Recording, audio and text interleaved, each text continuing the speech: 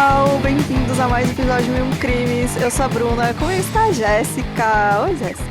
Olá, meus amores! Tudo bom com vocês? Tudo bem, gente? Gente, tenho dois recados super importantes. O primeiro é dar uma força pra gente lá no YouTube Music. O nosso conteúdo completinho está lá disponível agora, todos os episódios. Se eu não me engano, você acha que 2 ou 3 que estão limitados a alguns países por conta da música que tem nisso. Mas de resto, tá tudo lá e todo episódio agora sai lá também. Então, é bom principalmente pra galera que paga, né? YouTube e tal. E YouTube então, Music, exato. Às vezes assiste você não paga a Spotify, gente lá. paga YouTube e vai lá. Exatamente. Tem gente que tem, sei lá, não pode baixar Spotify na firma, então assiste no YouTube. Enfim, né, gente, preferências. Então, tá lá, tá o link aí na nossa descrição. E assistam por lá, mesmo se você já viu, assista, gente, pra gente conseguir bater as metas do YouTube, pra gente conseguir monetizar lá também. Pelo amor de Deus, cara. Estamos Então, em estado de insalubridade depois das voltas das férias, hein? Foi triste. A gente precisa ir bater meta de exibição de vídeo, então, por favor, deixa rodando e vai fazer outra coisa. Deixa a gente lá. Vai limpar uma casa, lavar uma louça. Exato. E assim, a gente, a partir daqui, eu vou começar a criar algumas playlists, né, pra vocês lá no YouTube. Tipo, a playlist só de serial killer, playlist de seitas. Enfim, deem ideias aí também de playlists. Como a gente tem a da nossa queridíssima ouvinte que fez a 1001 Levinhos, né? 1001 Levinhos, que eu adoro. Gente, eu amo essa playlist. Toda vez que eu conheço alguém, eu falo podcast, eu falo... mas aqui eu fico meio assim com um podcast de true crime, pela violência e tal. Aí eu mando esse podcast. O 1001 Levinhos. 1001 Levinhos. Eu não sei se ela tá alimentando ainda, mas assim... Eu acho que ela mandou um e-mail pra gente outro dia, dando aí umas atualizações e tal. Perfeita, então, uma diva, né, gente? Uma diva, linda, adoramos ela. Mas, o outro recado... Nosso YouTube tá aí na descrição, qualquer coisa, procura lá no YouTube, /1001 Crimes. É isso. O outro recadinho que eu tenho, que é super, super importante, uma amiga minha tá precisando aí de ajuda pra cuidar da gatinha dela, que está com câncer. Então, a gatinha dela é a Mulan, é uma escaminha. Ela já tem bastante idade, então, tipo, é uma gatinha mais senhorinha já, coisa mais fofa do mundo. E ela tá precisando muito, muito de ajuda, gente, porque ela tá fazendo aí exames oncológicos e provavelmente vai precisar fazer cirurgia, então eu vou deixar pra vocês. Eu compartilhei essa semana o post dela no nosso Insta, mas eu vou deixar aqui o post dela também. Vou marcar aqui também na descrição do episódio, vai ter o Pix dela, pra quem quiser ajudar. Quem não puder, por favor, a gente vai linkar também o post de novo no nosso Insta pra vocês compartilharem. Então, sempre ajudamos aqui os bichinhos. Boa sorte pra Amy e pra Mulanzinha, que ela fique bem. E é isso, gente.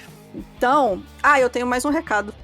Aí, em relação... Hoje tá, né? Não, mas aí em relação ao episódio de hoje, que é um aviso de conteúdo, porque, gente, esse caso específico, um aviso muito, muito gigante sobre abuso sexual, violência sexual e tudo relacionado a isso. Então, se você não consegue escutar esse tipo de conteúdo, pode pular esse episódio, porque vai ser horrível do começo ao fim. Lembrando que a gente já não coloca muitas coisas... Isso. Mas mesmo assim, mesmo assim, não tem como fugir, porque é o caso, né? Então, é isso. Bora para o caso de hoje.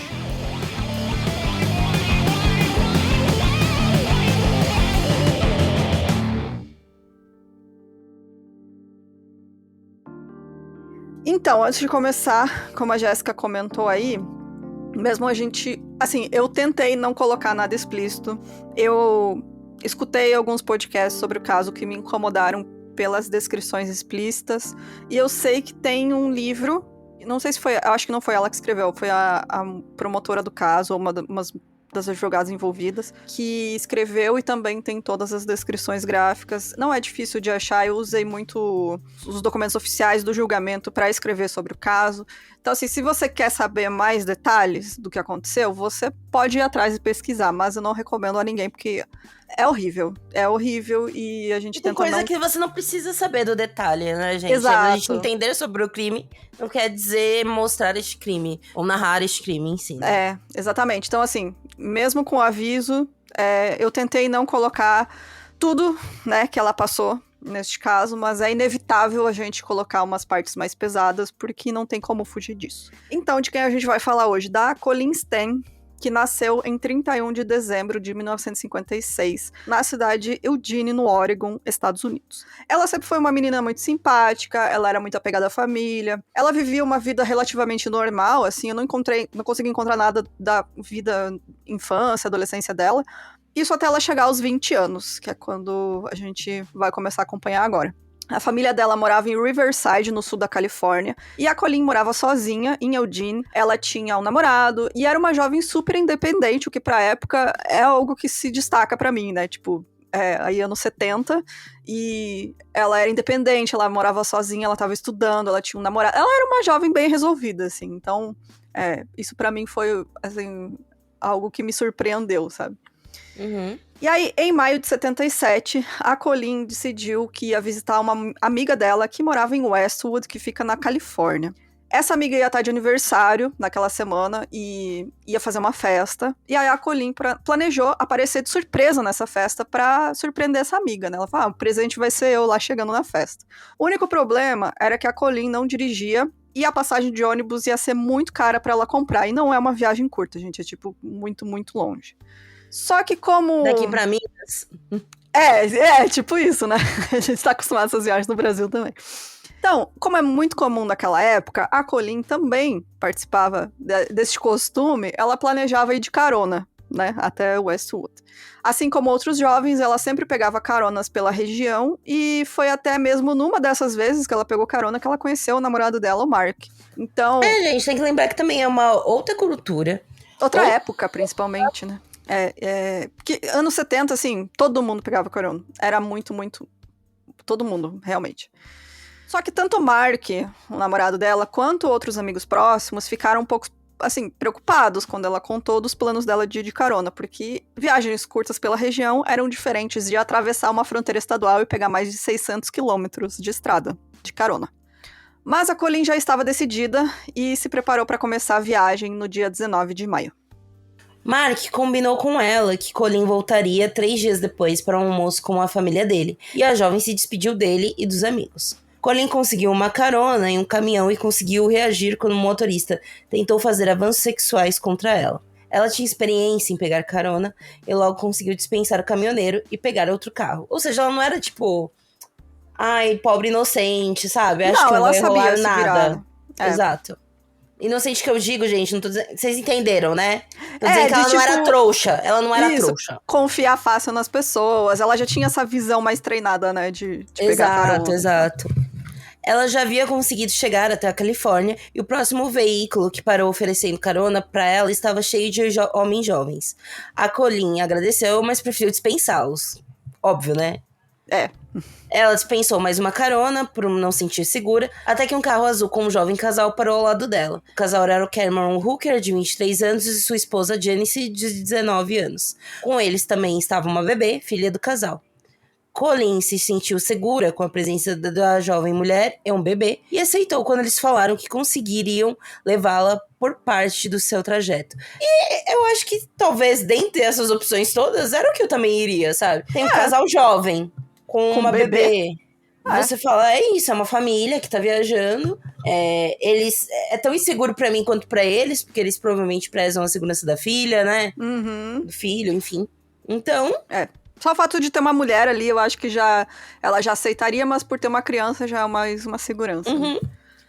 No caminho, eles pararam em um posto de gasolina. A Colleen foi usar o banheiro e, enquanto ela estava lavando as mãos, um pensamento passou pela sua cabeça, que era o seguinte: uma voz me disse para correr, pular a janela e não olhar para trás. Mas ela acalmou seus medos, achando que fosse consequência das experiências anteriores, e voltou pro carro com o casal. Eles andaram Às vezes a nossa intuição, né, galera? Mano, é isso. Eu acho... todos esses anos fazendo podcast, eu aprendi pra você confiar nos teus instintos. Porque o seu corpo, às vezes, percebeu coisas que o seu cérebro não percebeu. Que você conscientemente não percebeu. Cara, sabe? Sim. Então, olhares ao redor, sabe, teus arredores, enfim, situações. Às vezes é um diálogo que não se encaixa, alguma estranheza que tá ali, né? Fora que, né, como eu sou uma pessoa, né, que acredita em tudo, às vezes você fala, nossa, Deus, me dê um sinal. Ele tá te dando. Você não tá querendo ver. Às vezes o pneu furou, sabe? Tava chovendo pra caralho. Você fala, nossa, cara, será que eu devo ir? Será que eu ainda vou nesta festa? E aí você, putz, vai lá e só bosta, né, mano?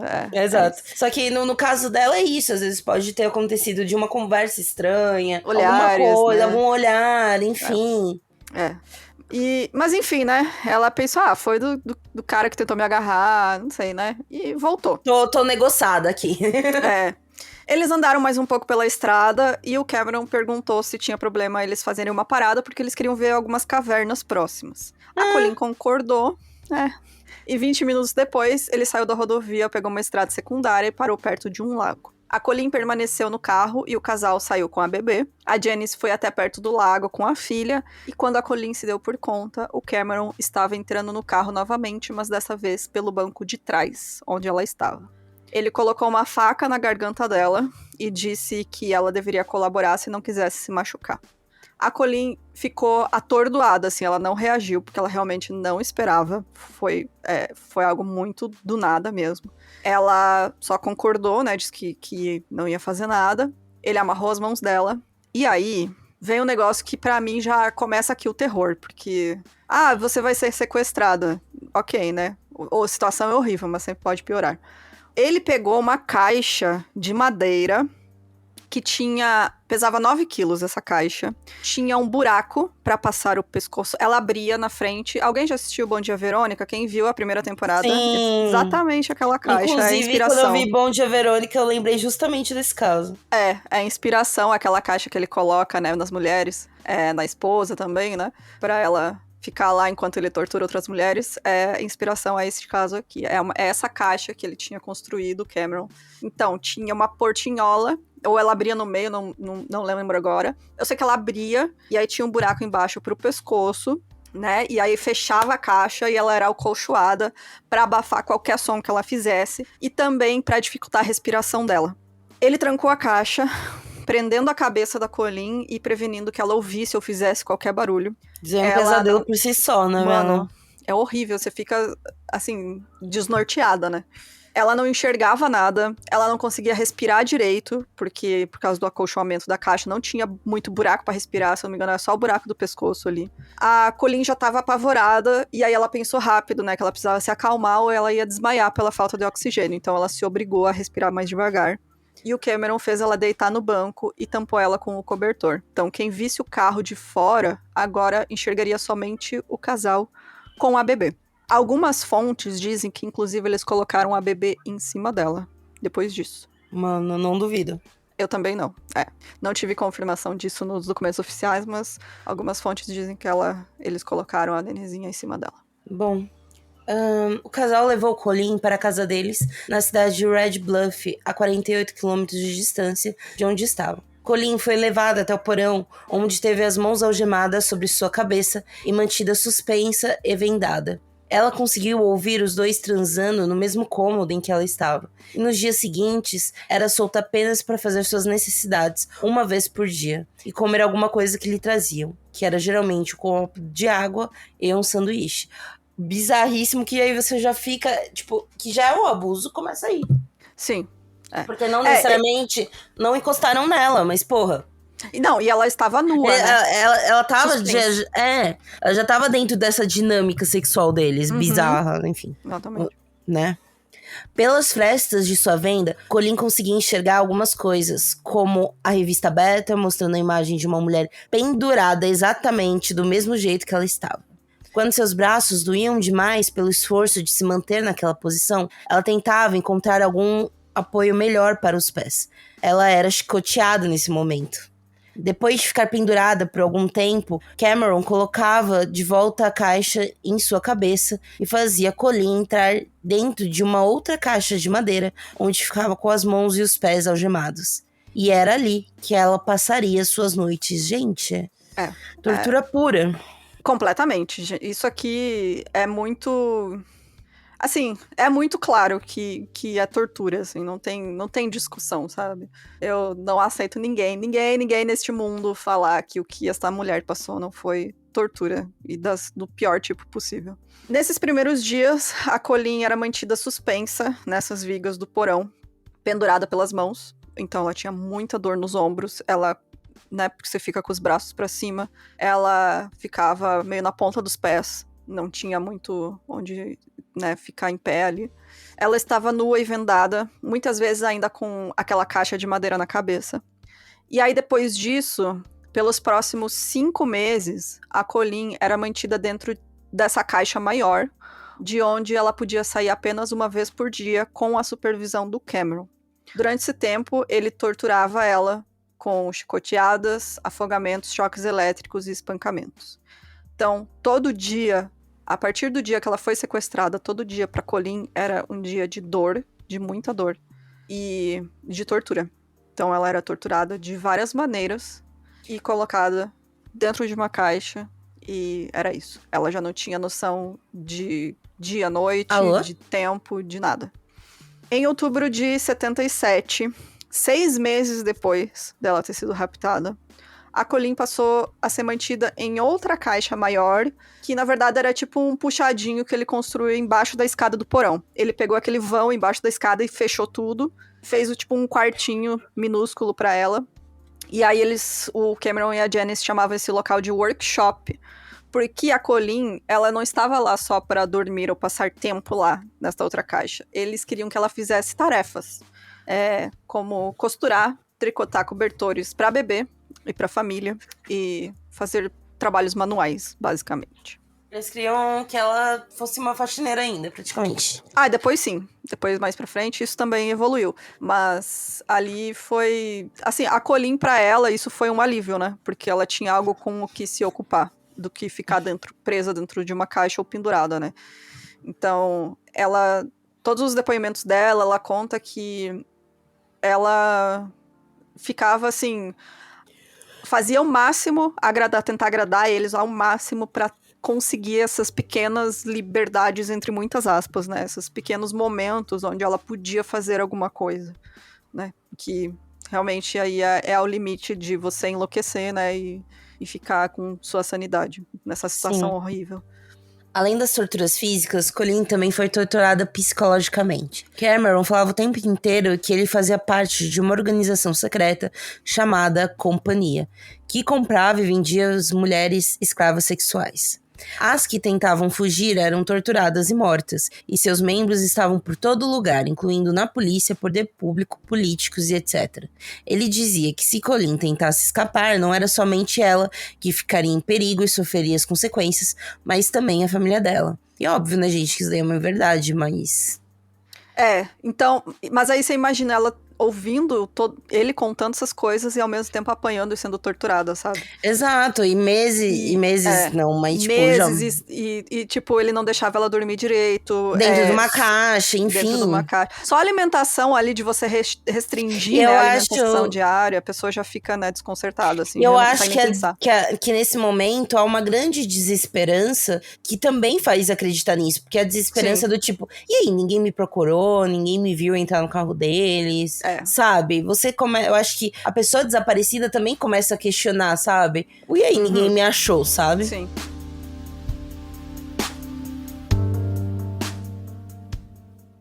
No início de janeiro de 78, Janice foi ao hospital para uma cirurgia no joelho, voltando para casa usando um aparelho ortopédico.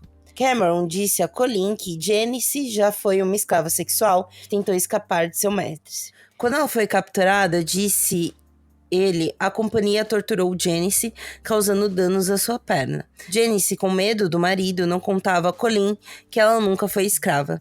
Ela confirmou a história de Cameron sobre a companhia e sua influência, dizendo que havia sido promovida de escrava sexual à esposa dele. A história da Janice, assim, É meio foda.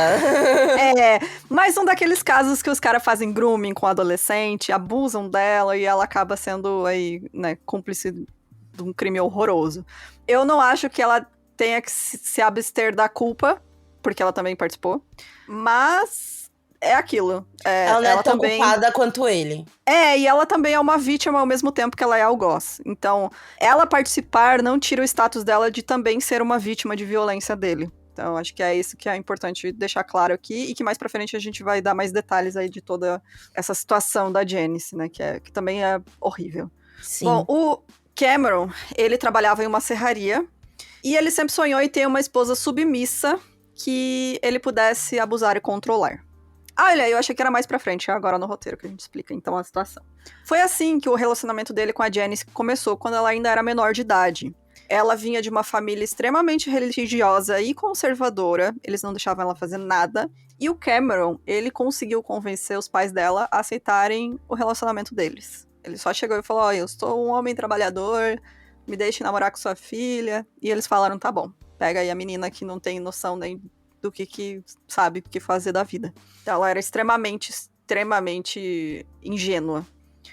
A Janice era virgem quando conheceu ele. Ela não tinha nenhuma experiência com relacionamentos, porque os pais proibiam ela de sair de casa. Ela aceitava tudo que o Cameron dizia e fazia, incluindo nas suas primeiras experiências sexuais, onde ele amarrou ela, vendou e espancou.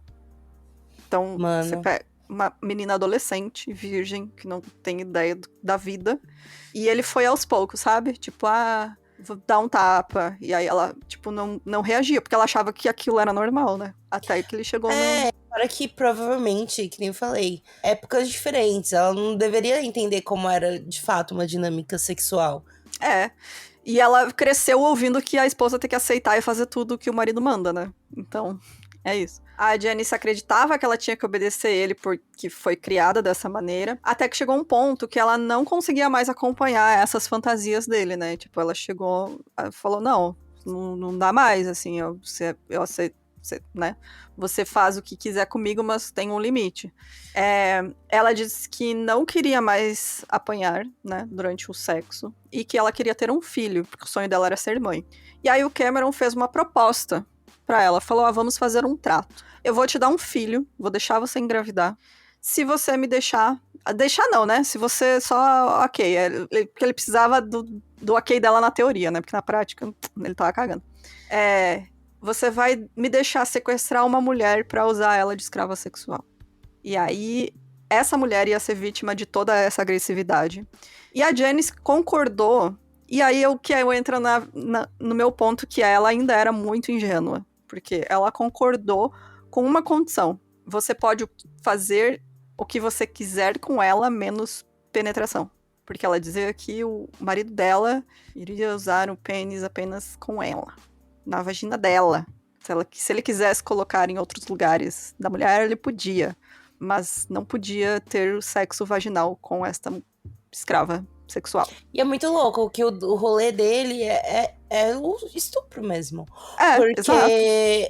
ele poderia falar, vamos abrir o relacionamento. Nessa época já tinha galera sadomasoquista, sabe? Sim. Ele poderia achar pessoas com fetiche também, sabe? Mas aí ia ter o consentimento, não, né? Exatamente, né? Que não é o que ele quer. E é uma coisa, inclusive, importante da gente se lembrar, que é isso, gente. Nunca fazer um kink shame, né? Que seria o rolê de zoar, né, os fetiches, de bater e tal. E não é sobre isso, esses casos, né, que eu vejo muito isso, de é porque desde o início dava pra ver que ele... Não, sabe? Não é uma dinâmica de um casal saudável que resolveu fazer uma dinâmica X ou Y. É um cara que vê prazer no estupro mesmo. Sim, ele quer ter essa fantasia de poder e saber que aquela mulher está sofrendo, né? Que ela não aceitou aquilo. Então, sim, até porque, que nem a gente falou, né? Desde no início, ela tava ali quase como um objeto de decoração. Sim, né? Exatamente. Então, e aí que eu vejo também esse acordo, né, entre muitas aspas, entre os dois, você vê a ingenuidade da Janice, né? Que, tipo, pra ela... O negócio sagrado do casamento, né? Não, vamos preservar o nosso casamento. A única coisa que... ela enxerga o sexo, né? Como sendo penetração vaginal. Então ela diz, não, eu sou sua mulher. Você vai fazer isso só comigo. Qualquer outra coisa você pode fazer com qualquer outra mulher que você sequestrar. Porque não vai ser a mesma coisa, sabe? Então ela tá tentando racionalizar, né? Eu acho que talvez pra ela também aliviar, né? Sim, isso nela, exatamente. porque foram anos disso. Né? Como eu disse, né, não era uma dinâmica dos dois, não era um desejo dela não dessa dinâmica, né? Não. Bom, e aí, como a gente sabe, né, Colleen foi sequestrada e passou a ser a vítima dessas violências do Cameron.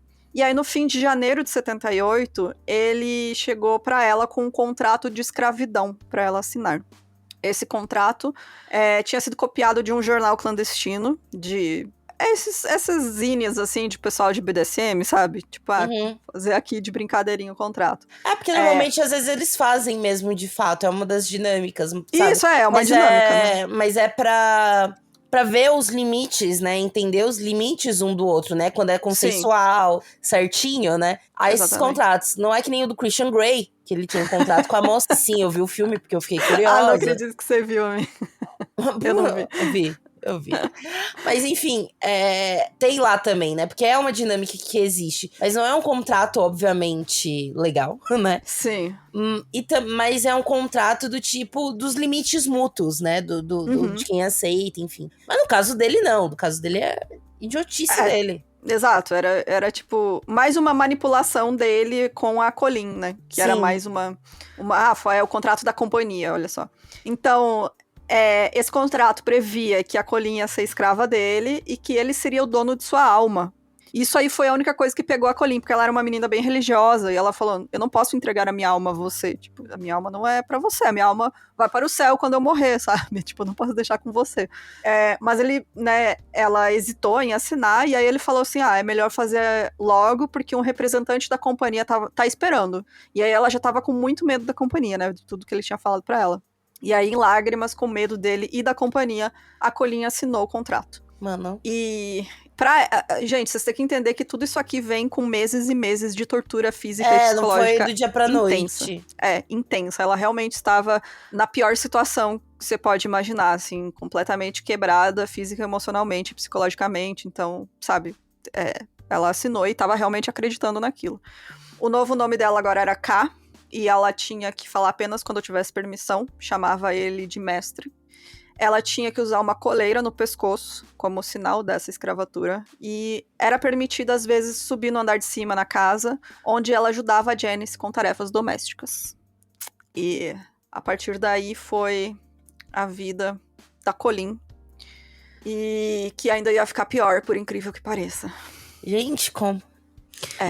Cameron conseguiu convencer Janice a deixá-lo estuprar Colleen, dizendo que a esposa também ficaria excitada ao ver a cena. Mano.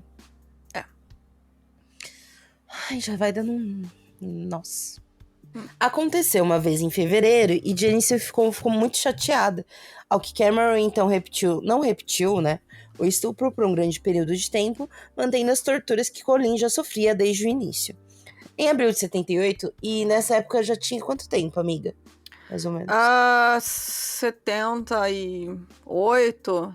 Ela foi sequestrada em 77. Um ano já. Já tava, mano, um ano. Um ano. Sim. Os Hookers se mudaram para um trailer, levando Colleen com eles. Meu Deus!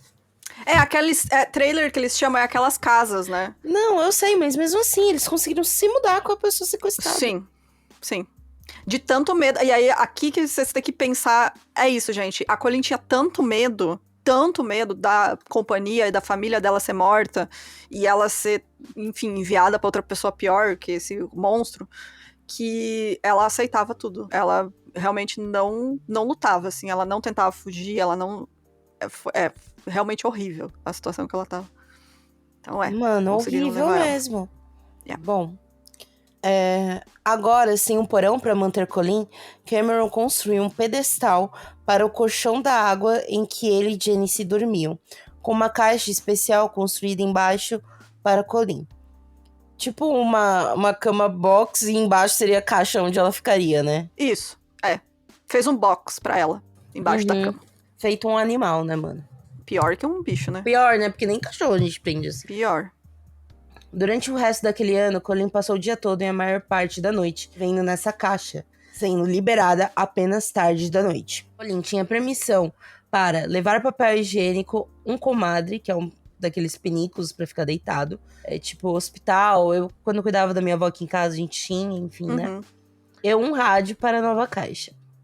A caixa media 1,80 por 91 centímetros. Era praticamente um caixão com buracos para ventilação, mas que não era o suficiente, pois no verão a temperatura dentro da caixa chegava a 37 graus, gente. Gente, ela também não morreu por um milagre, viu? Foi por milagre, porque você vê a resiliência do corpo humano, realmente, né? Da vontade de viver. Porque é um estado insalubre, é o psicológico ferrado... É um ano vivendo dessa maneira, sendo torturada fisicamente, gente. Com alimentação péssima, sem nutrientes, sem vitamina, sem tomar sol. Ela perdeu muito cabelo, ela ficou muito magra. É horrível. Horrível, gente. E é por isso que este caso ficou conhecido como a Garota da Caixa. Então, se vocês procurarem The Girl in the Box, que inclusive é o nome do livro sobre este caso. E... assim, sei lá, cara, esse é um dos piores pra mim. Eu sei que a gente às vezes falava muitas vezes isso, é um dos piores. Mas é inconcebível o que essa menina passou, sabe? Tipo, você fica, mano, você tá indignado agora com 1 ano. Eu não vou falar quantos anos ela passou nessa situação. É que eu lembro, mas vocês... mesmo assim, velho. Vocês vão descobrir em breve. Procurem imagens deste caso, tem as fotos da caixa que ela teve que usar na cabeça, tem as fotos dessa caixa que ficava embaixo da cama. Inclusive tem uma série que eu não consegui assistir porque não estava disponível aqui, mas é da Prime Video, que é The Girl in the Box, né, que é a garota na caixa.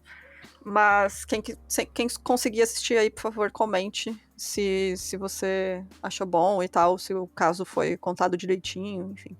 Mas eu vou até procurar ver se eu consigo ver com VPN, enfim, se eu consigo aí na pirataria, né?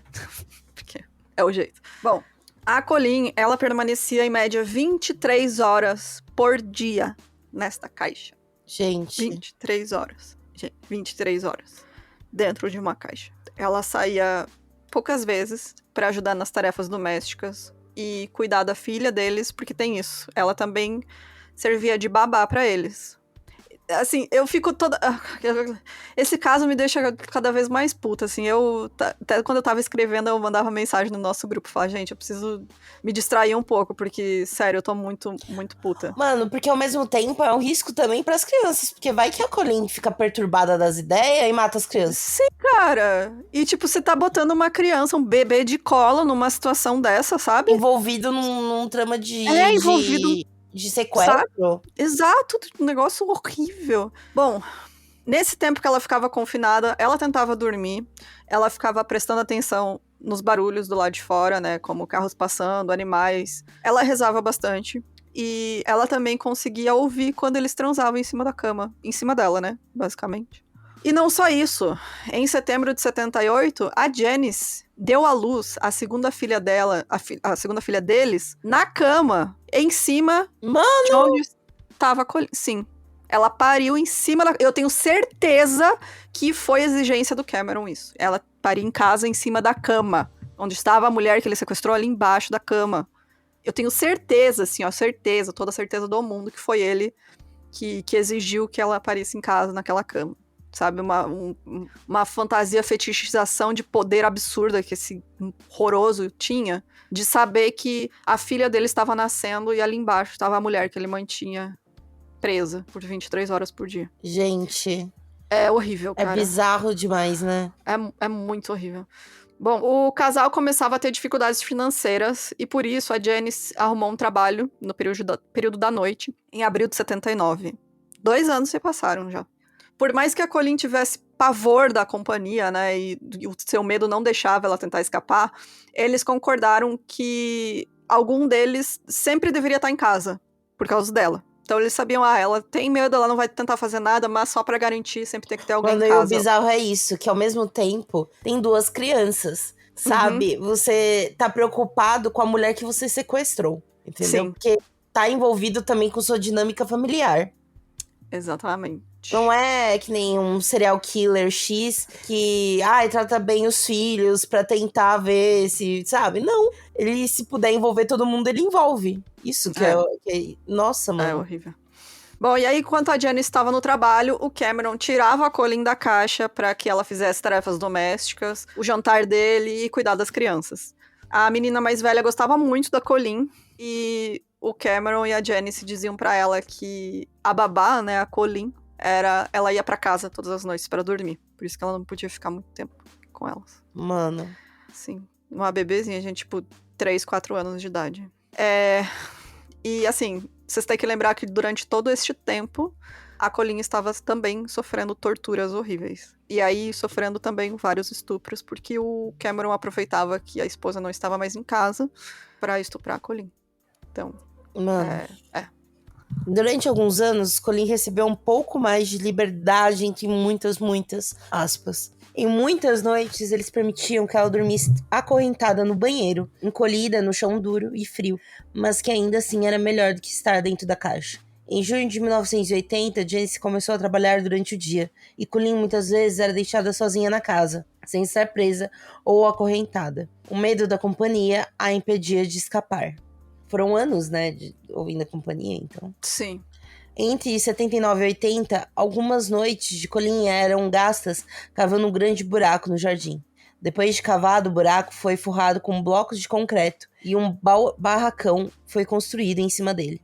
Cameron planejava construir um complexo porão, onde manteria Colleen e mais mulheres que ele queria sequestrar e manter em cativeiro. Ou seja, já tinha planos futuros sobre. Sim, ele tinha planos para pegar mais mulheres. Ele chegou a prender Colleen nesse buraco, mas seu plano não deu certo, pois, em uma das noites de muita chuva, o buraco começou a se encher de água. Colleen foi colocada de volta na caixa, embaixo da cama. Ele também tava com medo porque ele deixou ela lá fora e ele desconfiou que algumas crianças da vizinhança tinham encontrado ela. Mas não sei se isso é verdade ou não. Mas assim, gente, as pessoas viam a Colleen, tá? No jardim, porque teve umas épocas que ela podia estar no jardim. E a coleira que ela usava, inclusive, se desfez de tanto tempo que ela teve que usar aquilo. Mas as pessoas sabiam que ela era, tipo, entre muitas aspas, os vizinhos, né? É a babá. Ou eles falavam, né? O Cameron, se algum vizinho vinha perguntar, ele fala, não, é a prima da minha esposa que às vezes vem aqui, assim. A Colleen tinha tanto medo de que qualquer vizinho fosse da companhia que quando ela via alguém, ela saia correndo e voltava pra dentro de casa. Então, ela mesma evitava conversar com pessoas de fora, né? Então, todas as pessoas que estavam ali pela vizinhança, ou a família do Cameron também, uma vez apareceu o irmão dele enquanto ela tava cavando buraco, o irmão dele viu ela, e aí ele falou, é a babá das crianças, não sei o quê, mas, tipo, as pessoas viam ela e não faziam muitas perguntas, né? Porque não era sempre que ela tava lá, né? Que eles viam ela. Então, uns anos se passaram. Ai, achei que era comigo. Porque você demorou pra ir. Não, eu tava vendo aonde era. Voltando. Então. Os anos se passavam e a Colleen era repetidamente espancada, estuprada e abusada de todas as maneiras. Cameron construía dispositivos pra torturá-la, porque não tem só isso, tá? Não é só espancamento simples. Simples e puro espancamento. Não. Ele fazia dispositivo, ele construía coisas, tá? Pra poder fazer todas essas coisas horríveis com ela. Incluindo aí uma estrutura de madeira quadrada, como um batente de porta, onde ela ficava amarrada com os pés e as mãos esticados em cada canto. Essa moldura era colocada na sala quando Cameron queria fazer suas sessões de tortura e depois guardada em outro cômodo. Ele também construiu um dispositivo de tortura medieval. Aqueles que você amarra a pessoa e estica, sabe? Vai puxando, esticando os braços e as pernas. Ele construiu um desses pra torturar a Colleen. E usando isso uma vez, ele chegou a deslocar o ombro dela em uma das sessões de tortura. A Colleen, ela dava o máximo de si pra não demonstrar dor, porque ela viu desde o início que ele sentia prazer nela sofrendo e sentindo dor e demonstrando, né, que ela estava sentindo dor. E ela, na cabeça dela, era a única coisa que ela podia resistir, era isso, sabe? Tipo, minha forma de resistência é essa, não mostrar pra ele o quanto eu tô sentindo dor. Então, ela teve o ombro deslocado e fingiu que nada tinha acontecido, conseguiu segurar ali. E é isso, né? É a única maneira que ela tinha pra desafiar ele, né? E aí, naquela noite, quando ela voltou pra dentro da caixa, ela teve que colocar o ombro no lugar sozinha, usando o peso do próprio corpo. Cara, não tem como imaginar essa situação real, né, acontecendo, mas aconteceu. Sim, é bizarro. É muito filme de terror, cara, é muito horrível. Bom, e aí com o passar de todo esse tempo, a Colleen sabia muito bem o que ela podia e o que ela não podia fazer pra agradar tanto Cameron quanto a Janice. Ela sutilmente tentava manipular eles, porque se ela tentasse algo mais direto, ela era punida. E às vezes ela conseguia, né? Com essas sutilezas, assim. Né, sendo mais complacente, aceitando, né, algumas coisas que ele Fingindo que falava. tava Enfim. ok, né? Que é uma Isso, boa galera. principalmente. Uma boa Principalmente. galera sequestrada, né? Consegue se virar fingindo que tava ok. Exatamente. E aí foi assim que ela ganhou a confiança deles, e por isso tinha pequenas liberdades no dia a dia, né? Mas que pra ela era a diferença entre a sanidade e o completo desespero. Como, por exemplo, eu falei, eles deixavam ela ir no jardim, plantar flor, enfim, cuidar, né, do jardim e esse tipo de coisa. Em 1980, Colleen disse para Cameron que o amava.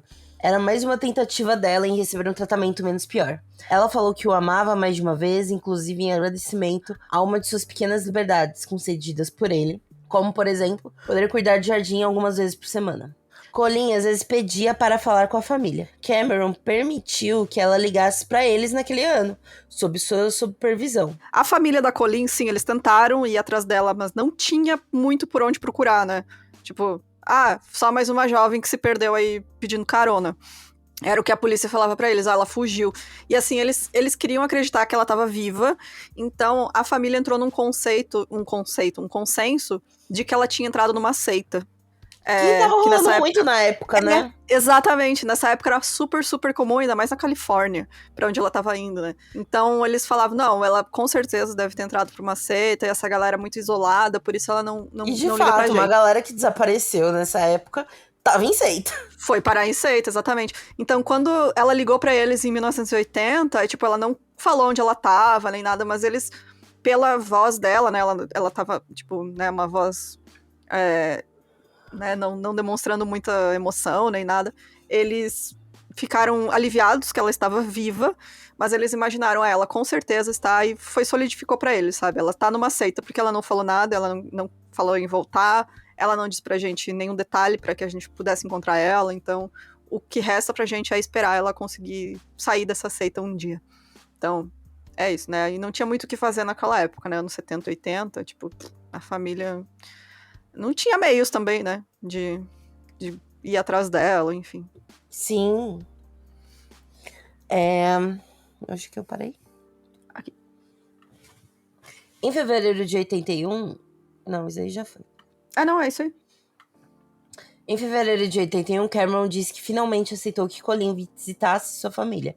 Ele disse para ela que havia conseguido permissão da companhia e teve que depositar 30 mil para cobrir os custos da companhia por ter que ficar monitorando ela e a família dela no tempo que estivessem juntos. Ou seja, ainda quer meter o de bonzinho. Sim. Falando, olha, estou gastando esse dinheiro por você. Tipo... Sabe?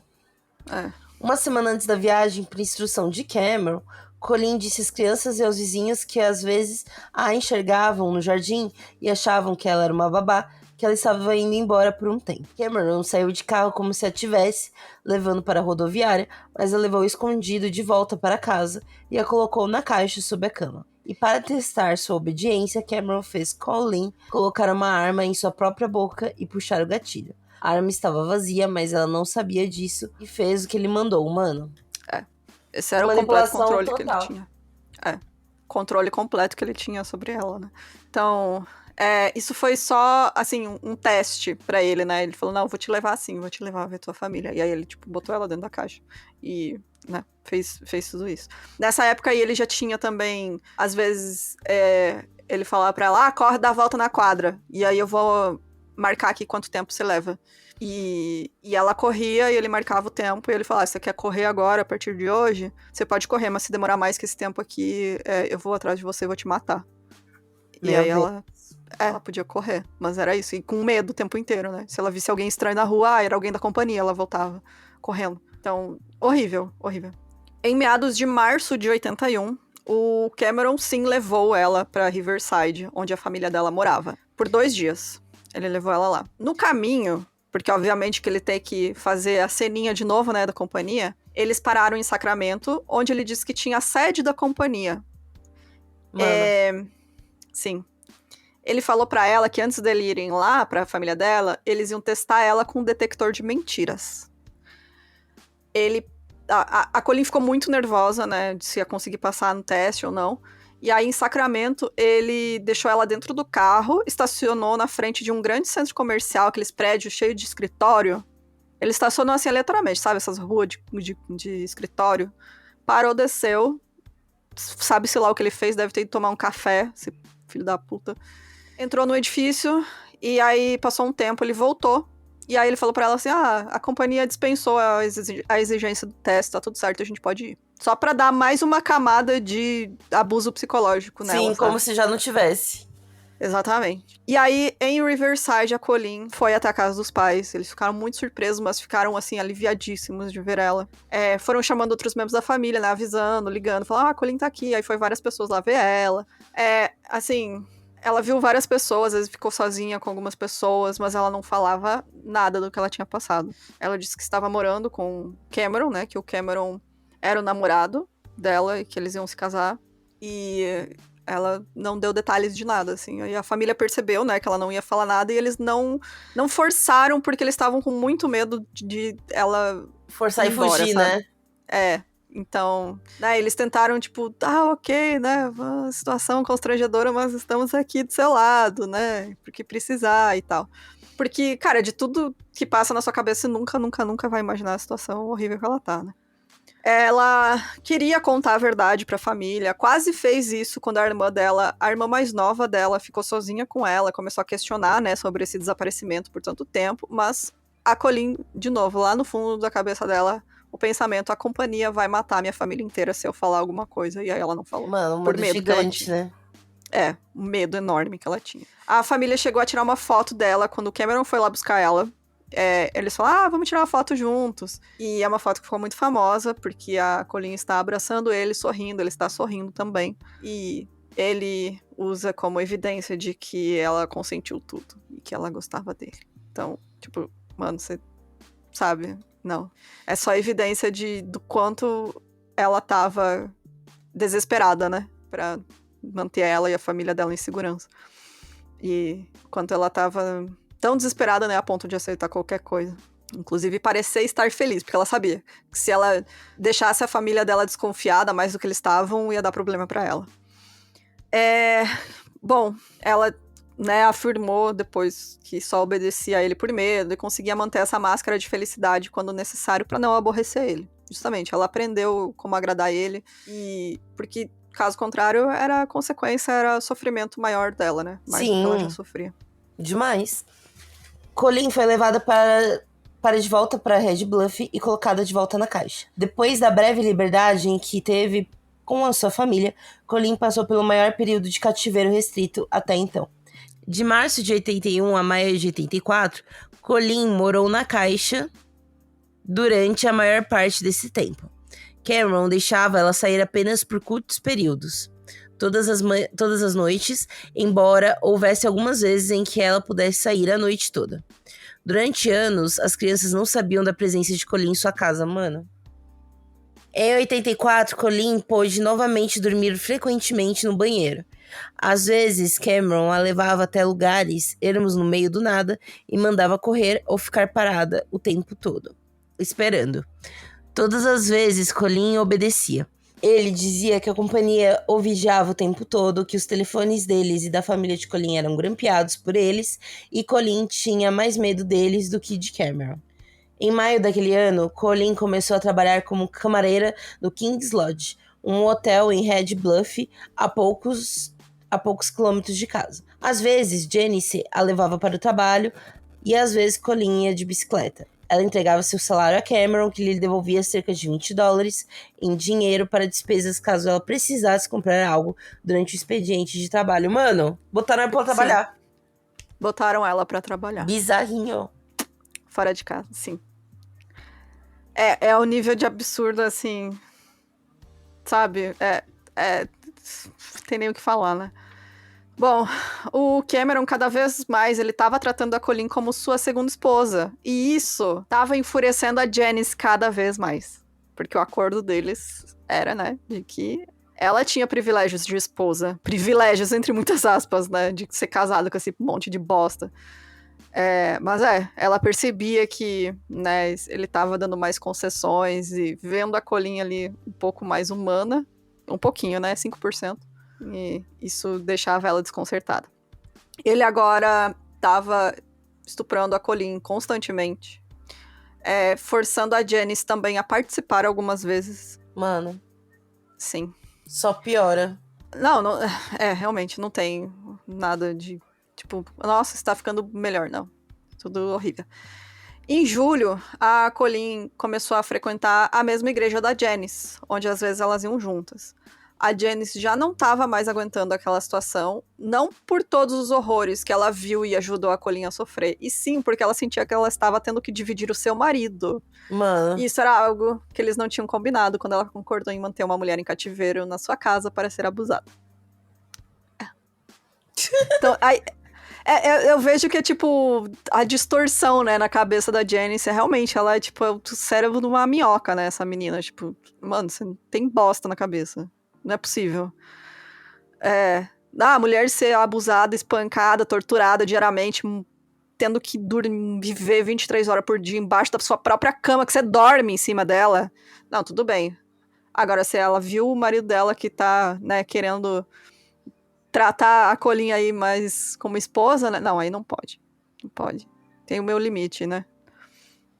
E aí, por conta disso, a Janice começou a contar pro pastor como era a vida na casa dela.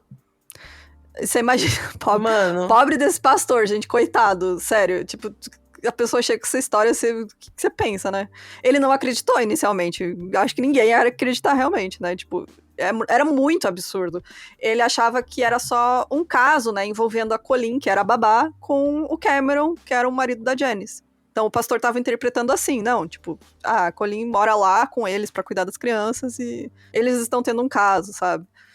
Sim. Mas, eventualmente, quanto mais a Janice contava pro pastor, mais ele acreditava. Ele, putz, realmente é essa história aí. Ela é presa embaixo da tua cama todo dia. Mano. E, sim. O que ele fez? Ele aconselhou ela a mandar a Colleen de volta pra casa, né? Deixar o Cameron ou entregar ele pra polícia. Mas essa escolha de entregar ou não era de acordo com o risco que ela ia sofrer se deixasse ele, já que ele era um homem extremamente violento. Ele constantemente batia na Janice também. Ele espancava ela. Né, porque afinal é um homem violento, então ela não também vai perder, apanhava. Né, sua formação, o costume. O costume. Então o pastor, né, sabendo disso, ele, tipo, foi meio todo com cuidadinho, falando assim, não, peraí, ó, manda ela pra casa, quando você estiver bem, reúne aí suas filhas, suas coisas, vai pra casa dos seus pais e, né, vamos resolver essa situação. Bom, em agosto, Janice já estava quase sofrendo um colapso nervoso por conta da situação toda. E no dia 9, quando levou Colleen para trabalhar no hotel, ela contou pela primeira vez a verdade. Não havia companhia nenhuma, não tinha ninguém monitorando eles, a família de Colleen ou quem fosse. Não existia nenhuma sociedade secreta envolvida com o sequestro e cárcere privado de Colleen. Era tudo ideia de Cameron. Ele havia inventado tudo para mantê-la em cativeiro e fazer com que ela fizesse as piores fantasias que ele sempre teve. É isso, né? Pura manipulação. Sim. As duas foram juntas conversar com um pastor que as aconselhou irem para casa para que Cameron não desconfiasse de nada. E no dia seguinte, juntasse tudo para fugir com as crianças. Elas aceitaram a sugestão e a Janice não contou nada a Cameron, com medo que ele as matasse, né? Gente, eu ia ficar com um cagaço. Sim. Demais. A nossa ouvinte aqui que tá acompanhando a gravação, ela até comentou que a Colleen não engravidou por milagre nesses estupros, mas não, na verdade foi por questões fisiológicas. A dieta dela era tão pobre, a situação dela era tão horrível que ela não menstruava mais, inclusive. Então, tipo, quando você tem um déficit de vitaminas, né, e nutrição pro seu corpo... Os hormônios não funcionam direito. Nada funciona direito. Então, inclusive, a Colleen ficou com problemas crônicos de saúde, assim, até na coluna, por ter passado tanto tempo dentro daquela caixa. Então, realmente, ela não engravidou realmente porque o corpo dela não ia suportar também, né, uma gravidez. E, bom, na manhã seguinte, elas passaram essa noite com muito, muito, muito medo, as duas, porque aí a Janice, com certeza, ela tava pensando, putz, agora que eu contei a verdade pra Colleen, ele vai querer me matar também, porque eu contei a verdade, né? Eu fiz ela perceber tudo. Então, Elas até combinaram, e a Janice disse que tava doente, ia dormir no quarto das crianças, pra não dormir com ele, sabe? E não dar com a língua nos dentes. Na manhã seguinte, no dia 10 de agosto de 84, as duas fizeram as malas, pegaram as crianças e foram pra casa dos pais da Janice. A Colleen ligou pros seus pais, pedindo dinheiro pra comprar uma passagem de ônibus. E eles transferiram imediatamente, né, o dinheiro pra ela. Só que ela precisou ficar na casa dos pais da Janice naquela noite, porque tinha ônibus só no dia seguinte. E eu acho que, assim, deve ter sido muito horrível, né, mano? Porque você tá, tipo, a um passo da sua liberdade e você tem que passar aquela noite lá. Sim. Sabe? E ela temendo pela vida delas. E aí o Cameron chegou a aparecer, né, em busca da mulher e das Meu filhas. Deus. Sim, ele apareceu lá, mas eles não deixaram ele entrar, porque eles falaram, vocês vão, depois vocês se resolvem, elas estão aqui, estão bem e tal. Ele não sabia que a Colleen sabia, né, de tudo, já tinha descoberto tudo. Então ele achou que a Janice só tava fazendo birra e levou a Colleen junto com ela, sabe? Pra, tipo, castigo, né? Um castigo pra ele. Então, na manhã seguinte, ela foi até a rodoviária e antes de entrar no ônibus pra Riverside, ela ligou pro Cameron, a Colleen. Ela ligou pra ele e falou, tô indo embora, não tem nada que você pode fazer pra me impedir. E a resposta dele foi chorar. Sim. Emocionou. Ele chorou, ficou triste. Tadinho. Tadinho, né? Tadinho. A Colleen chegou. Ódio. Cara, esse homem aqui, sério. Ai, mano. Assim, eu não posso falar tudo que eu desejo pra ele. Não posso. Mas fica aí na imaginação de vocês, todas as piores coisas do mundo eu desejo pra esse homem. A Colleen chegou na casa dos pais no dia seguinte, onde eles se reuniram. Ela contou um pouco do porquê ela tinha sumido por tantos anos, mas ela falou assim, ela foi sequestrada pelo Cameron e mantida em cativeiro todos esses anos, tendo que trabalhar pra eles. Ela disse, eu era empregada doméstica, babá e tal, mas ela não deu detalhes de todas as torturas e abusos que ela sofreu e nem das condições que ela era mantida. Porque a Colleen, ela comenta que naquele momento ela só queria ter liberdade, sabe? Ela só queria viver a vida dela, coisa que ela não fez por 7 anos, tá, gente? Esse foi o tempo que ela passou presa com esse monstro. Gente. 7 anos. Cara, 7 anos. Novamente, ela sobreviveu por um milagre mesmo. Porque milagre, cara. Psicologicamente, fisicamente, tudo cagado, gente. Tudo horrível. Então, ela... realmente, ela só queria paz, assim, sabe? Depois que ela saiu de lá. Bom... Janice se separou de Cameron por apenas uma semana e concordou em voltar, pois ele jurou que iria mudar sempre, né, gente? Claro. Cameron começou a acompanhá-la na igreja e junto eles destruíram alguns dos equipamentos de tortura dele. Outras coisas Janice escondeu com medo de que agora, sem uma vítima para abusar, ela seria novamente o alvo das violências sexuais do marido. É aquilo, né? Tipo, não tem ninguém, então iria ela, né? Mas por mais que Janice tentasse, ela não conseguia mais viver sem medo naquela casa. E no final de setembro voltou para a casa dos pais. Essa parte que vem a seguir é uma parte que me pegou muito quando eu vi a primeira vez esse caso. Que eu ficava, gente, sabe, psicologicamente deve ter uma explicação, mas que, nossa, sabe? Tem, eu até coloquei depois o depoimento do psicólogo. Nos meses seguintes, Colleen continuou a se comunicar por carta e por telefone com Janice Cameron, gente. Sim. Janice pediu a Colleen que não fosse a polícia, porque teria que dar ao marido uma chance dele se corrigir. Colleen concordou com o pedido dela. Tanto Cameron quanto Janice estavam muito preocupados se Colleen entraria em contato com a polícia. A família de Colleen estava pressionando para denunciá-los, mas nesse momento Colleen estava apenas grata por ter sido libertada e queria esquecer tudo que aconteceu. Até porque também tem o rolê de você falar e reviver, né? Enfim. Tem muito, muito disso. Eu acho que esse peso aí, sabe? Ela ter que contar tudo 7 anos de tortura, gente. Sabe? Mas ao mesmo tempo, gente, esse lance dela manter contato, sabe? Pra mim, nossa, mano, pra ver o quanto que a perturbação tava, tipo, mas o quanto que afetou o psicológico dela. É isso, 7 anos de manipulação psicológica, sabe? Tipo, não tem como a gente imaginar, assim, o que passa na cabeça da pessoa numa situação assim. Sim, tem inúmeros casos que a gente vê desses sequestros que duram anos e anos, que a galera questiona, né? Tipo, por que não fugiu? Por que não tinha oportunidade? Porque aí é aquela lance de prisão mental mesmo, né? Sim. Em 1º de novembro, a Janice foi até a casa, né, pra ver se o Cameron tinha destruído o resto da parafernália de tortura, e ele não tinha destruído nada. E aí, em 7 de novembro, uma amiga, a quem ela confidenciou tudo, falou, ô, sua burra do caralho. Não, ela não falou isso, mas na minha cabeça, sim. No caso, seria você. Se você... Porra, se fosse eu tinha dado uns tapas nela e levado arrastada até a delegacia, né? Pelo amor de Deus.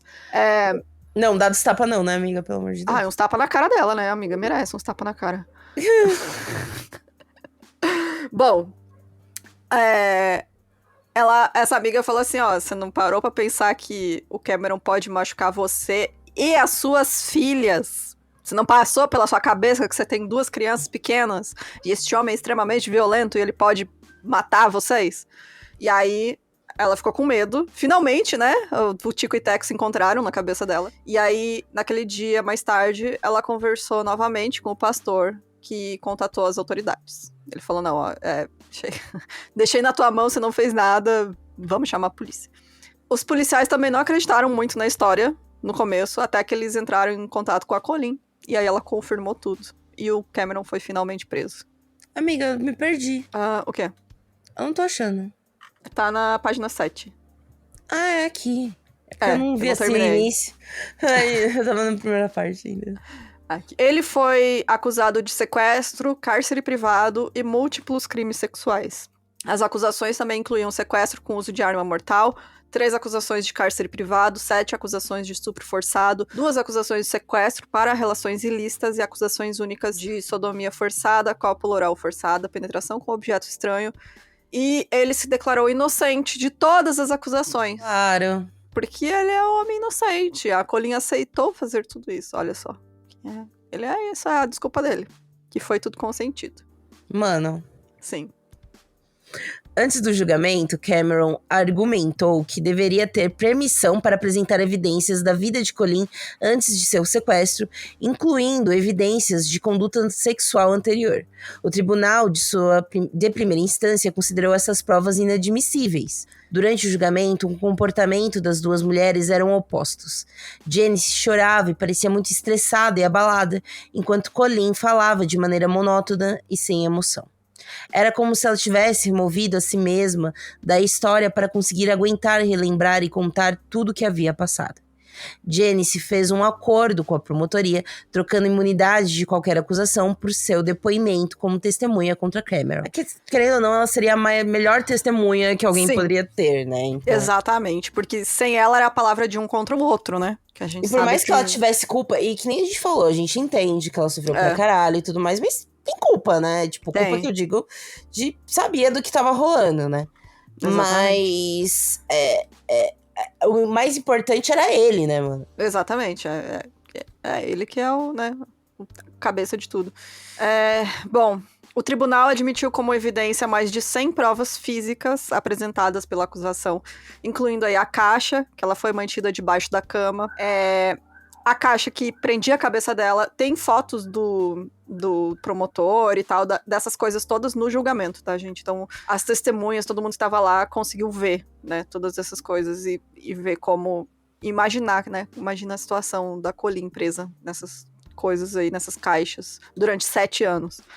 Isso também tinha fotografias da Colleen em cativeiro, amordaçada, acorrentada, algemada, Mano. vendada, assim, muitas fotos. Cópia do contrato de escravatura. E também dispositivo de tortura, né, que ele usou para esticar os membros dela. A defesa dele foi usar uma carta que ela escreveu para ele, que obviamente foi, né, uma carta de uma pessoa extremamente abalada e que está tentando receber um pouco de liberdade, né, dizendo que gostava dele, enfim. Tanto que ela assina a carta como K, né, que era o nome que ela tinha que usar por ser escrava sexual. 2 peritos também testemunharam em favor da acusação, um sendo um médico que examinou a Colleen depois que ela deixou Red Bluff, e outro era um psicólogo que ofereceu suas opiniões sobre o cativeiro de Colleen e suas reações ao tratamento do Cameron. O médico, né, mostrou tudo que as evidências físicas de 7 anos de tortura e privação de comida, sol, enfim, um ambiente minimamente digno para dormir, para morar. O psicólogo listou uma série de fatores que levaram a concluir que a Colleen foi coagida a permanecer com o Cameron e obedecê-lo. E ele explicou como a conduta do Cameron de sequestrar a Colleen repentinamente, isolar ela, tirar suas roupas, abusar, retirar a luz do dia, controlar a ingestão de comida e água, controlar quando ela ia ao banheiro, né, micção e defecação, criar uma atmosfera de dependência total, exigindo que ela pedisse permissão por tudo, ameaçar a família, ameaçar vender ela a outro captor que poderia tratar ela ainda pior, torturar, obter assinatura no contrato de escravatura e estabelecer um novo padrão de vida para ela, isso tudo é uma técnica extremamente eficaz para coagir uma vítima a desistir de qualquer resistência aberta ao seu captor. Então, para todo mundo ficar, por que não fugiu? Gente, tudo isso, 7 anos disso. Então, assim, sabe, não tem como. Ele também sugeriu que uma vítima como a Colleen, depois de ter passado tudo isso, com certeza levaria algum tempo após retornar à sua vida normal, antes de poder confrontar e acusar o seu captor devido a tudo que ela tinha passado. Então aí explica esse tempo que ela ainda estava na casa dos pais, voltou para casa, ainda se comunicou com eles, né, e não foi até a polícia. Então esse psicólogo falou, não, justamente por todos esses anos que ela passou, por tudo isso, você tem que... É como sair de um culto também, né? Você tem que se desprogramar. Você tem que deixar de lado aqueles 7 anos que você passou acreditando naquilo. Com certeza vai levar um tempo pra você conseguir agir e fazer alguma coisa, né? Então, ele mostrou que faz todo sentido. Ela já não vivia mais em sociedade, Exato, sabe? cara. Não tinha mais referências, não tinha família, não tinha referências anteriores, sabe? Porque um lance é quando você é mais novo e você faz uma cagada, ou alguém faz uma cagada com você, tem pessoas alertando sobre aquilo. Uhum. E ali não, né? Lá era tudo comum, o comum era aquilo. Sim, exatamente.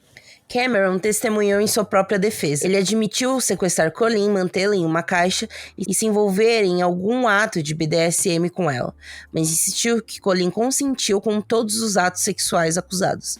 Ou seja, você sequestra, mantém a pessoa dentro de uma caixa, mas todo o resto é consensual? Não tem nem lógica, né, meu querido? O júri considerou Cameron culpado de todas as acusações, exceto uma das acusações de estupro. Essa 7ª acusação de estupro resultou em um júri empatado, e por isso a contagem foi rejeitada.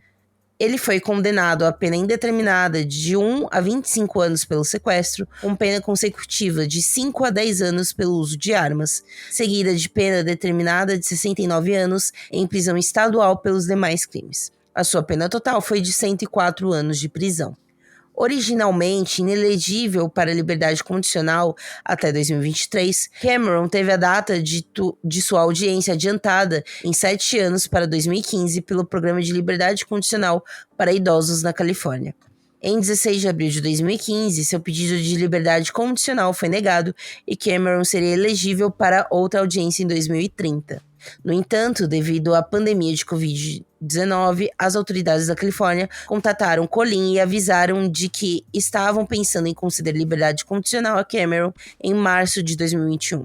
Em vez de uma audiência de liberdade condicional, ele foi avaliado por um hospital estadual e posteriormente classificado como predador sexual violento. Atualmente, Cameron não está listado online como preso sob custódia no Departamento de Correções e Reabilitação da Califórnia. De acordo com o Action News Now, ele está detido em Coalinga State Hospital, onde está recebendo tratamento antes do julgamento para condicional. Mas de qualquer maneira, eu acho que vai ser muito difícil, né? Porque... Não, ele nunca vai ser solto. Porque se teve essa avaliação, né, de predador sexual, aí que não vai ser mesmo. Exatamente. Justamente por isso que também que ele está num hospital... que esses hospitais que são prisão também, né, gente? Então, é um hospital para presos que estão doentes, né? Não é um hospital normal. Então, às vezes eles têm que fazer essa reanálise de condicional mais por um trâmite legal do que por real uma possibilidade, né, da pessoa ser solta. Exatamente. Mas 0 chances dele sair, porque, né, justamente por conta dessa avaliação aí psicológica, psiquiátrica, realmente o cara... É um predador sexual, né? Se ele fosse solto, mesmo com 90 anos, esse desgraçado ainda tinha chance de cometer algum ato horrível contra uma mulher. E aí, outra coisa que também chama atenção neste caso é durante a investigação e o julgamento do Cameron, a Janice revelou à polícia que a Colleen não foi a primeira vítima de sequestro dele. Meu Deus! Sim. E aí entra um episódio, inclusive, do... como é que é aquele... É o Unsolved Mysteries, né? Que saiu em 2021 da Netflix. Tem um episódio sobre essa outra vítima, que ela afirmou que 1 ano antes de eles sequestrarem a Colleen, em janeiro de 76, eles capturaram uma moça chamada Mary Elizabeth Spanhake. Acho que é isso, Spanhake. Eu não sei pronunciar o sobrenome dela, desculpa, gente, mas é Mary Elizabeth Spanhake. 19 anos. Ela não sabia o sobrenome dessa menina, mas ela deu a descrição e o nome, Mary Elizabeth, que levaram à identificação pela área, né, que ela comentou que eles sequestraram ela. Foi a polícia que identificou, então, essa vítima. A Mary, ela nunca mais foi vista depois dessa data, em janeiro de 76. E a Janice contou que o Cameron sequestrou ela, torturou e a assassinou, depois se livrando do seu corpo em uma parte remota do norte da Califórnia. Fizeram buscas nessa região que a Janice apontou, mas ela não sabia dizer exatamente onde era e a polícia acabou não encontrando nada. E aí, por falta de provas materiais ligando Cameron ao desaparecimento e provável assassinato da Mary, as autoridades decidiram não acusar ele de nada relacionado ao caso dela, que permanece até hoje como não resolvido. Por isso tem um episódio aí no Unsolved Mysteries, né, que é sobre ela. Além do depoimento da Janice, tem uns comentários da Colleen também, porque ela fala que nos primeiros dias, quando ela estava sendo torturada, e às vezes ela tentava gritar por ajuda, o Cameron falava assim pra ela, se tu continuar gritando, eu vou cortar fora as suas cordas vocais. E eu já fiz isso antes. Mano. Então eu sei como fazer. E a Janice comenta que ele assassinou a Mary sem querer, porque ele estava tentando cortar as cordas vocais dela. Velho. E aí ele atingiu uma artéria, assim. Então, assim, foi... Né, a Colleen não foi a primeira e com certeza não seria a última. Com toda certeza não seria a última. Não mesmo. Bom, a Colleen mudou de nome pra poder viver em paz, né, coitada. Uhum. Ela estudou contabilidade, ela se casou 4 vezes. Atualmente, ela cuida do neto dela.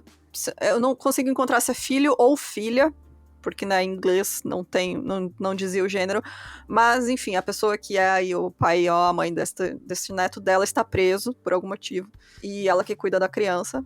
Agora não é mais criança, já deve ser adolescente. E ela também se juntou e foi voluntária no Reading Women's Refugee Center, que é uma organização para ajudar mulheres vítimas de abuso. Ela deu vários depoimentos e palestras também sobre tudo isso que ela passou. Ela, inclusive, teve alguns casos que aconteceram depois, né, também, de mulheres que passaram anos sequestradas, e aí ela foi lá e conversou com essas mulheres e tal, e deu uma ajuda, né, tipo, dando o depoimento dela, enfim. E é isso, assim, eles... tanto a Colleen quanto o Cameron, quanto a Janice estão vivos, sim, porque todos eram muito, muito jovens quando tudo isso aconteceu. Tipo, todo mundo ali tinha 20 e poucos anos. Então, a Janice, inclusive, foi trabalhar depois como assistente social e também como profissional de saúde mental. Então, espero, no meu coração, que a Janice também tenha melhorado como pessoa. Porque, né? Fica aí o questionamento. Mas é isso, gente. As duas continuam morando na Califórnia. Não tenho notícias dos filhos, né? Da Janice e do Cameron. Acho que nem deveremos ter, nem temos que ter notícias. Acho que não tem que ter mesmo. Não tem que ter nada delas. Não tem que ter vínculo, né? Sobre tudo isso. Eram apenas crianças, né? Inocentes aí nessa situação. Mas é isso, gente. Horrível, né? Uhum. A única coisa boa é que acabou, né? Acabou o tempo de cárcere aí da Colleen. Por mais que ela tenha ficado com sequelas pro resto da vida, pelo menos acabou, né? Então, a única coisa boa que temos aí nesse caso é que a Colleen teve a liberdade dela de volta. E é isso, né? Tem nem o que comentar esse caso horroroso. Fica sério, cara. Eu fiquei muito, muito desgraçada da cabeça escrevendo isso. Sim. Mas tem algo mais a comentar, amiga? Não, por enquanto não, gente. Esse caso é horroroso, isso, né? Parabéns. Horroroso, parabéns, né? É isso. Então, é isso, né? Vamos ler os comentários. Os comentários, vamos. Bora lá.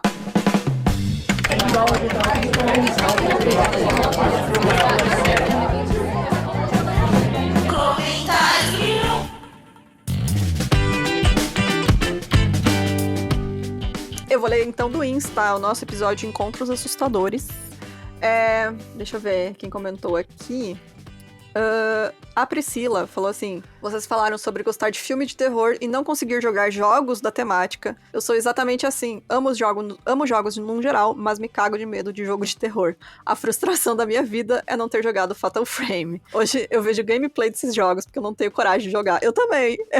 Gente, mas não tem como. Já vi vários gameplay, porque daí eu vejo como filme, né? Tipo, não sou eu tendo as decisões ali. Mas que nem eu falei, eu meto no Alanzoca, entendeu? Não, eu acho ele precisa... engraçado, ele rindo também. Porque assim, mano, eu me assusto assim junto, porque de fato, não tem como. Você se sente. Porque quando eu tô jogando, eu gosto de me envolver. Sim. Sabe? Não tem como. Eu lembro que um dia, uma história verídica, não sei. Eu não lembro o nome desse menino.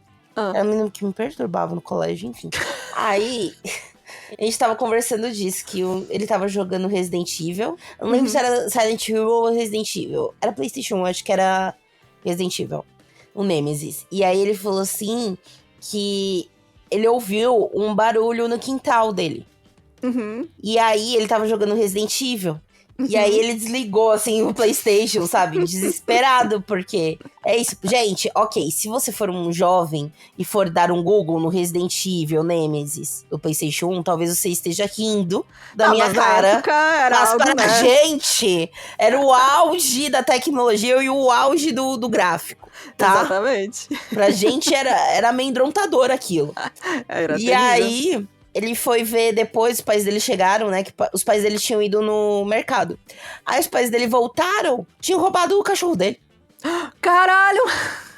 Que horror! Mano, nem pra roubar bicicleta. Mano, roubar cachorro é muito desgraçamento, né, velho? Tem que ser Que muito ódio que eu cuzão, tenho. mano. Quando muito quem rouba cuzão. cachorro. Roubar cachorro, velho. Nossa, eu fico muito puta com gente que rouba cachorro. Mas Nossa, é isso. vai se fuder. Mas enfim, não era o Nemesis, era o ladrão de cachorro. Quer ler algum aí? Aqui, é engraçado, porque tem muita gente que não altera o nome no Spotify. Aí fica XBW do que eu... Sim. Disse, Jéssica comprou a casa dela. Agora eu não posso mais usá-la como referência de pessoa acima dos 30 que ainda mora com os pais. Como comprarei a minha casa agora? Gente, minha casa, minha vida. Ai, mano. Entendeu? Não procurem sem varanda, porque é mais barato. Com varanda era 70 mil reais mais caro. Caralho! Sério. E não é tipo uma puta varanda gourmet. Não, é um negocinho que cai uma cadeirinha de praia. Exato. E olha lá. Olha lá. Né? Cabe só varalzinho. Exato. Bem mais caro. O que eu comprei não tem garagem. Então, também, né? Mais barato, Mais né? barato. E, obviamente, utilizei meu pai pra me ajudar também. Então, não sou o melhor exemplo. Ai, que independente. Não, ele me ajudou. Então, Verdade. é isso. Né? Se os seus pais puderem ajudar vocês a comprarem a casa, eles vão ajudar com maior gosto. Sim, verdade. Porque eles querem você fora da casa deles. Exatamente. Às vezes pra eles é mais barato te ajudar a comprar sua casa. Exatamente. Te manter lá. Pergunte, converse com a sua família. Converse com a sua família e vai atrás do... E, gente, vai real, assim. Eu acho que, tipo, primeiro, para de ouvir coach merdinha do... Ai, aluga a casa, porque não compensa investir em casa. Só pobre fudido sabe como é viver de aluguel uma vida inteira, sabe? Então, assim, não fica ouvindo coachzinho de... Ai, não, é só alugar uma casa e juntar de dinheiro. E pobre consegue juntar dinheiro, meu filho? Não dá pra juntar dinheiro alugando uma casa, mano. É impossível. Exato. Impossível. E aí, com o aluguel... É mais barato que o valor do aluguel, dependendo do financiamento, tá, gente? Então pesquisem aí. Principalmente se você mora no interior, gente. Vai atrás disso, porque... Porra, sim. No interior é mais tranquilo. Sei que é difícil, ainda é difícil, porque é uma grana do caralho. Mas... Você vai ter que abdicar de algumas paradinhas, galera. Exato, Mas vale a pena. Né? Se é algo que você quer, corre atrás. Aí. Deixa eu ver. O comentário da Vitória hoje é muito engraçado. A Jéssica contando da carne de javali me lembrou que tinha um restaurante de caça na cidade da minha avó. Não importa o dia, nem a hora que você for, a carne que você pedir estará em falta. Ou, coincidentemente, teria acabado de servir a última. Pô, acabou agora. Só tinha rã frita. Nossa, minha mãe e meu pai amavam o rã frita. Mas é o mais fácil de ter, né, mano? Que provavelmente o dono pegava do brejo que tinha atrás do restaurante. Eu amei, né? Tipo, o cara fala... E o pior é que eu acho que ele compra de criadouro. Porque não compensa. Com certeza, sim. Não tem como você pegar, assim. Porque às vezes você acha umas rã magrela. Eu lembro exatamente minha mãe vindo, assim, carne, reclamando né? que foi num boteco. E no boteco te vendia rã. Ela falou assim, uma rã com umas perninhas finas. Nem tinha carninha. Mas eu acho... O cara pensou assim, o empreendedor, né? Olha aí, empreendimento. Vou abrir um restaurante, mas, tipo, ninguém vai querer vir no restaurante que só serve rã, né? Vou falar que tem carnes exóticas e carne de caça, né? Javali, essas coisas. Aí chega lá, não tem. Não tem. Tecnicamente tem no cardápio, mas não tem. Ou vai ver os caçadores são realmente muito ruins. Não, mas aí é fornecedora, amiga. Tipo, é verdade. Não é caça, tipo, até porque no Brasil... É caríssimo, né, gente? Mas, né, tipo... Minha amiga comeu carne de jacaré esses tempos, mas era de lugar, tipo, de criador, né? Sim, mas no Brasil não existe caça legalizada, né? Então, aí ela tava falando pra mim que eu ia odiar, porque eu odeio gosto de peixe muito forte. Sim, ela falou que é um gosto de peixe muito forte e mais duro. Pra quê, né? Se for assim, eu continuo comendo meu salmãozinho sushi. É verdade. Mas é isso. Vou ler outro comentário aqui. A Thaís Guiar falou, eu moro na Austrália e realmente os bichos são sinistros. Mas nunca me deparei com um jacaré na minha porta. Só aranhas gigantes. Aí você me coloca o só aranhas gigantes como se fosse suavizar. Minha filha.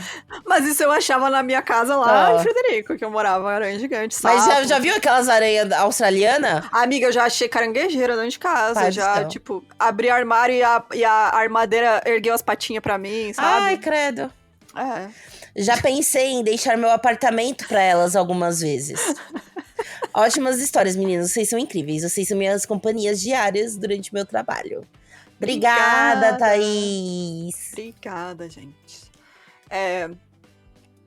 Quer ler mais algum? Deixa eu ver aqui. Peraí.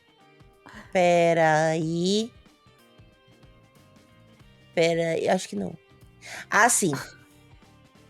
O Lipão falou, tire as próximas férias de verão pra vir pra Albufeira, mas eu não sei onde fica isso. Albufeira é aqui, não é? Aqui em Portugal? Albufeira. Bom. Albufeira, cidade de praia. É isso. Então foi pra mim. Então foi pra você. É pra você, o Lipão. Cadê o Lipão? Tá no comentário no Spotify. Ali, beleza, ó. Se eu for pra Albufeira... Nunca fui lá pra essa parte. Dá um salve no Insta que ela dá um salve.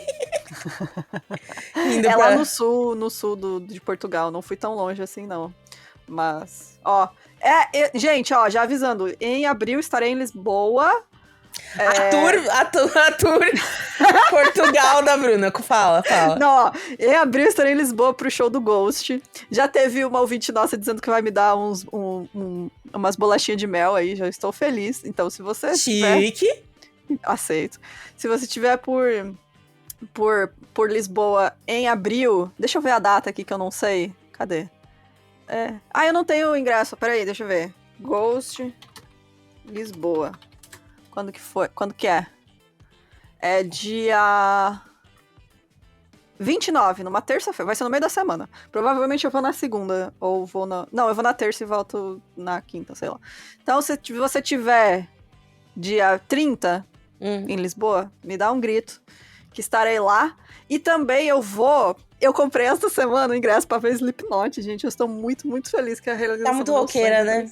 Ai, nossa, eu tô muito feliz. Eu tô feliz que saiu uma nova data, abriu uma nova data pro System of a Down.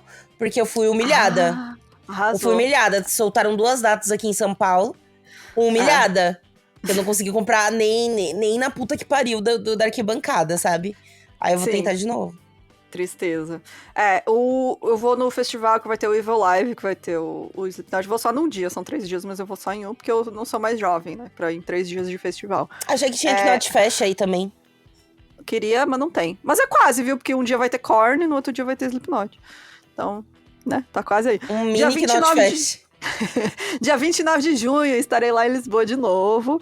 Então, se você for aí nesse festival, dá um grito, que é nós, o Evil Live.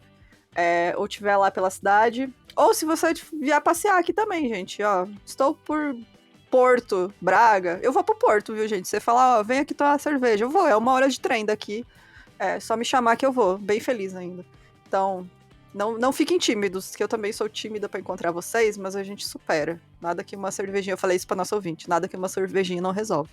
Então, é isso, gente. Tem mais alguma coisa, amiga, pra comentar? Eu ia comentar também que eu ouvi eu gosto muito de ouvir podcast bobinho, sabe? Uhum. Quando eu tô indo pro trabalho. E aí, tem um podcast que é muito bobinho, mas muito gostosinho. Porque ele parece conversa, assim, no bar. É isso. Uhum. Chama Mancada Minha. Primeiramente, Ok. a locutora e a maioria dos participantes são de Minas. Sotaquinho gostoso. Ai, adoro. E o nome do podcast, Mancada Minha, é ela que faz, aí o marido dela que produz, sabe? Que faz a edição. A filha dela fez a capa. E aí... Ai, queridos, o projeto de família. Exato. E aí ela conta histórias de mancada dela. E é umas histórias meio boba, sabe? É umas histórias, tipo, dela achar que sei lá, a mulher do caixa sabia a senha do cartão dela e ficar em cabreira com isso. E nada a ver, era só uma coincidência. Aquelas coisas que a gente pensa quando tá quase dormindo, né? E não consegue dormir. Tipo, passa pela sua cabeça. Exato! O nome do Aquela vez podcast... que o garçom me deu... Ah, bom apetite, eu falei pra você também. Esse tipo de coisa. E a Jéssica caiu de novo. Jéssica... Ah, eu não caí não, foi eu que bati no microfone. Meu Deus do céu, amiga. Agora o erro foi humano. Como dizem por aí, o pessoal de TI fala, o erro tá entre a tela e a cadeira. E eu falando, mexendo aqui, eu falei, mas gente, tá ligado à internet. Que rolou. Mas voltando, então, ouça Mancada Minha, tá, gente? Que é um episódio que fala... E é isso, dela contando mancadas, às vezes o pessoal manda áudio contando de umas mancadinhas, que não é nada, não são histórias mirabolantes, tá? São histórias do dia a dia que você ouve, sei lá, seus amigos contando no bar, sabe? Teve uma vez que, entendeu? Então é isso, eu gosto de umas historinhas assim pra quando eu tô fazendo nada, sabe? É bom, é bom. Então, é bom, gente, eu só esse podcast. Então é isso, gente. Beijos, semana que vem estamos de volta. E tchau, tchau. Tchau!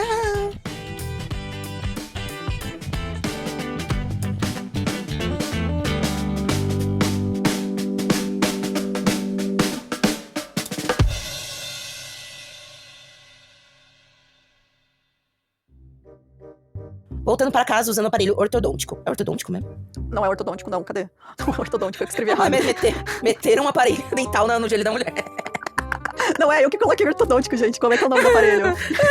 Ortopédico. É isso, é ortopédico.